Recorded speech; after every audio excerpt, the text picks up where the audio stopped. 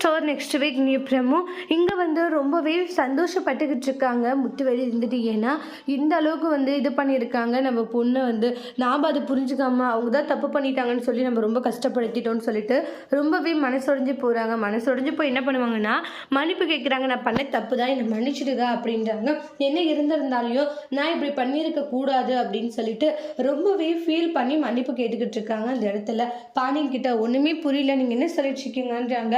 இல்லை, என் பொண்ணு வந்து காதலிச்சு தான் கல்யாணம் பண்ணிக்கலாம்னு நினச்சேன், ஆனால் எல்லாமே உள்டாவாக மாறி இருக்கு, உங்களுடைய குடும்பத்தில் சேர்ந்தவங்க தான் இதை பண்ணியிருக்காங்கன்ட்டு நடந்த எல்லா விஷயத்தையும் சொல்கிறாங்க. தப்பான பாதையில் போகும்போது கோமதி தான் வந்து எல்லாமே பண்ணா, சரியான முடிவு எடுத்திருக்கா அப்படின்ட்டு எல்லா விஷயங்களையும் சொல்லும் போது நம்மளுக்கு தெரியாமல் இப்படி ஒரு விஷயம் பண்ணாங்கன்றத பாண்டியனுக்கு தெரிய வந்ததும் பயங்கரமான ஒரு அதிர்ச்சியில் இருக்காங்கச்சு.